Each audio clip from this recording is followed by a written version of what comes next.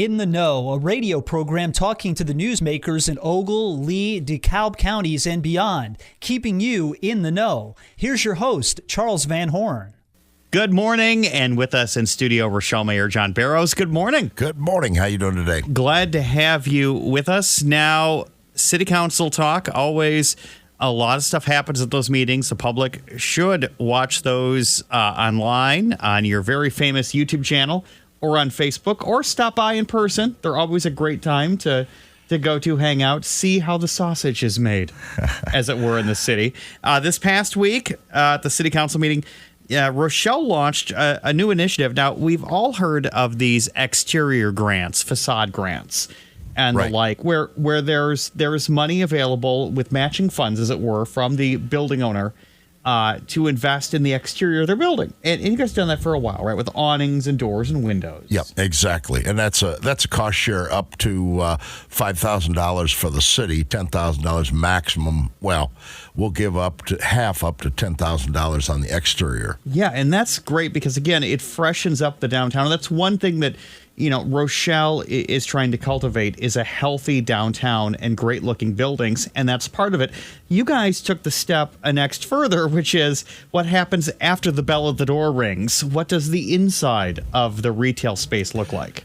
That's right. We have some empty buildings downtown. It's no secret. And we thought this would be a great way to, whenever a business comes in, there's always major things you have to do, what we call capital improvements, that not inventory and salaries and things like that, but the capital improvements, they need to build counters, they need to build display cases, various things that they have to do that are capital improvements. And we thought, if we help on that build out type thing, in this program will be a 50% cost share up to $10,000 for the city's portion.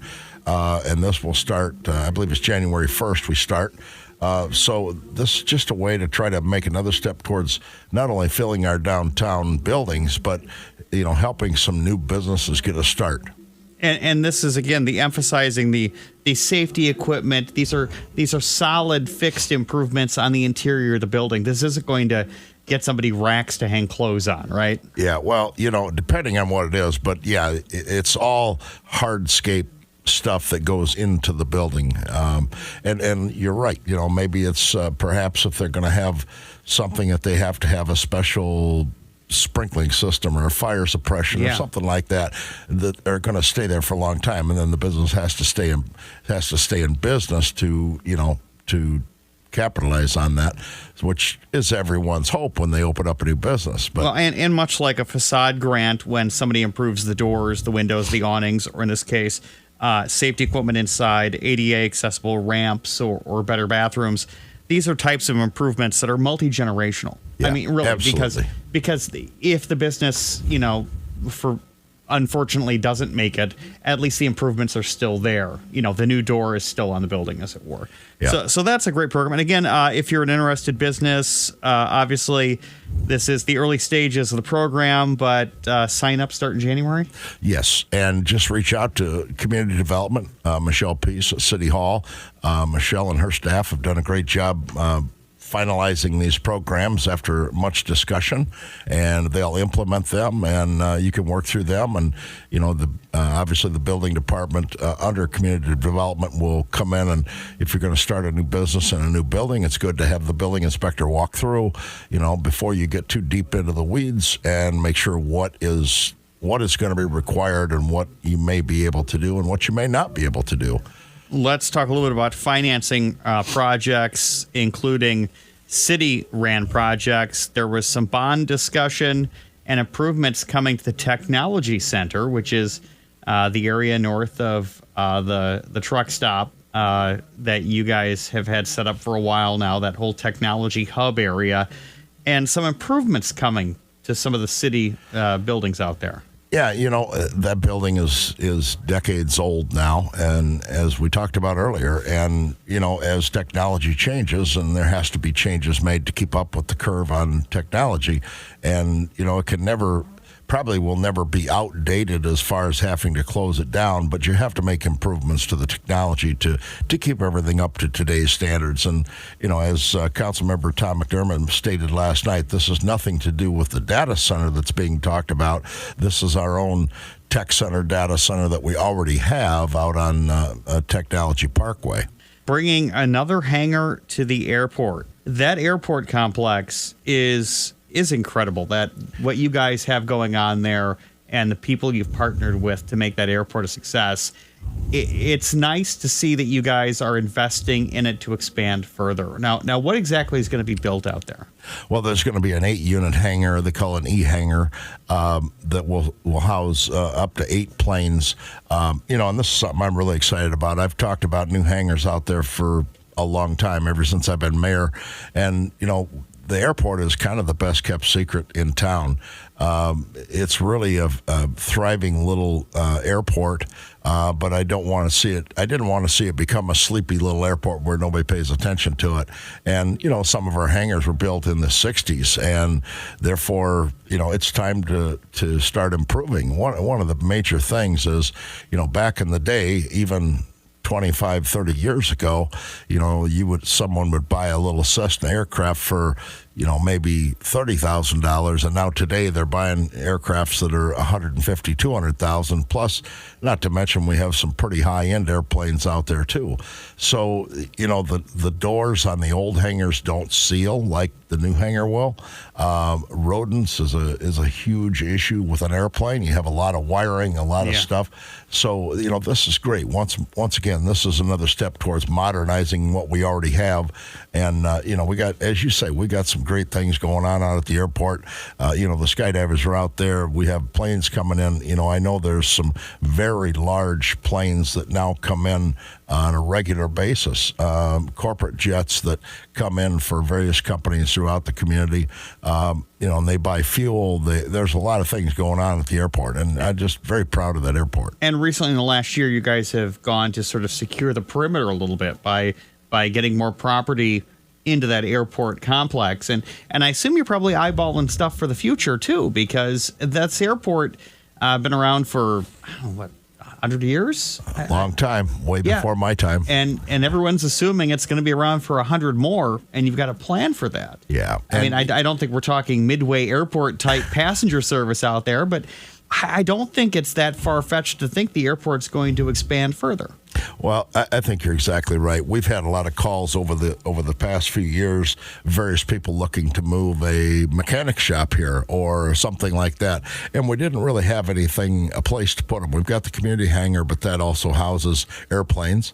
So, hopefully with the acquisition of Large Car Building, they're still going to stay in business for a few years more. However, when they're done with it, that could very well be turned into a mechanic shop for an airplane. And what happens then is you start bringing people in from further away that stop to have. There's nothing really close to us that does that. One of the other things that has been talked about, and I had never really thought about it until we were approached by it, is people that paint airplanes. That's a big thing. That's quite an undertaking to paint a plane. It's not like, it is like painting a car. A good, it's not a Earl Scheib's type paint job on an airplane. It's a pretty high tech paint. Not going to get your Beechcraft done for $59.99. Yeah, I don't think you'll get that done. But that's the other thing we've had people talk about. And like I say, Mike does a great job out at the airport. Mike and Rob are out there all the time in season. Rob works half-time at the airport and half-time with the street department. But, summertime is always out at the airport. And they just do a great job getting people fueled up and all of that. And plus you have the skydivers going on constantly. So it's a lot of activity out there. We're going to have a lot of projects going on next spring. And some of those projects are going to cause some real traffic jams and hazards, but it's kind of a necessary evil. You have to have a little bit of pain with the gain, and we're going to have a lot of traffic pain, probably the most the area has seen in a long time. I know Sam Testro has been working really hard at getting our 251 North project going. I hope, and this is only the mayor saying that I hope we see that project actually begin as far as excavating and such. I hope we see it in the next 24 months.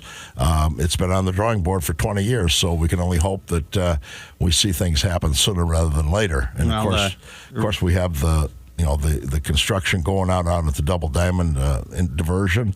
Then there's talk about the roundabout, which isn't in the city of Rochelle, but it'll be up on 64. Yeah. So traffic in general is going to be hindered just a little bit come summer of 26. Well, the good news is the hubcaps will soon stay on your car as you travel between the car wash and Aldi's, because that's quite the beat. And Mayor John Bearrows, thank you so much for stopping by. I appreciate having me here and taking the time to hear about what's going on in the city. We're very proud of it. Good morning. And with us, the president and CEO of the Mendota Chamber of Commerce, Madeline Piller. Good morning. Good morning. Hey, glad to have you. You are excited today. It's a new job. Yeah, you're brand new to the position.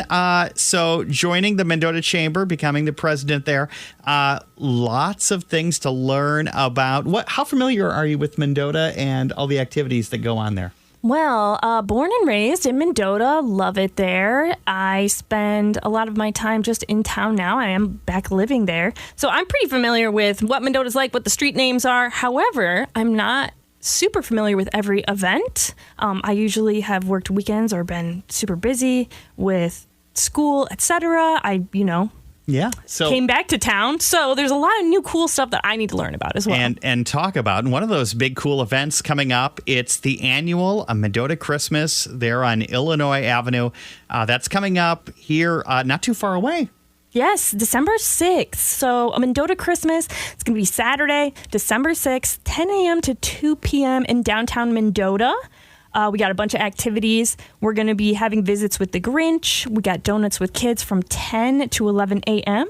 Visits with Santa are going to be from 11 a.m. to 2 p.m. That's going to be on Illinois Avenue. Yeah, the big guy is going to be in town taking pictures with the kids. That's always fun. And the best part about all this stuff that you're talking about here is free. That is correct. So It's a family event. It's a free family event. We want to focus on that, providing for our local people, business people. Want to make sure that everybody's seeing each other more than anything. A lot of activities taking place every year. It's a fun event right in downtown Mendota. Block off Illinois Avenue. Don't have to worry about crossing the streets or everything. It's always so pretty down there.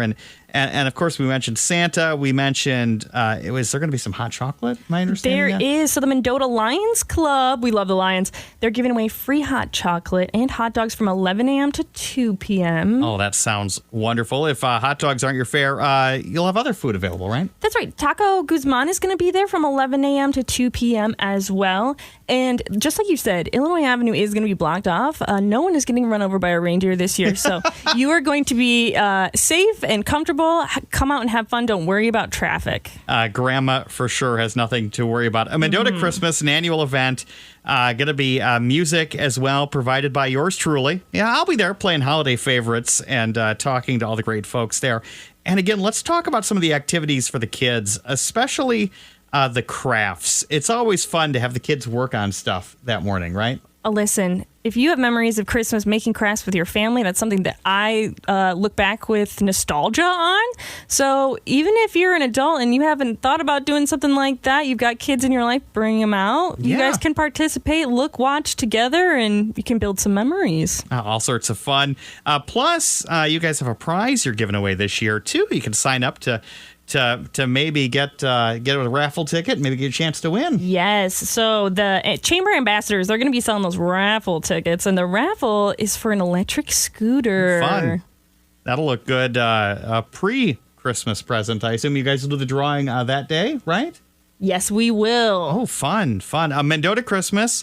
Again, Madeline Piller with us, President and CEO of the Mendota Area Chamber of Commerce, talking about a Mendota Christmas coming up on Saturday. That's December 6th.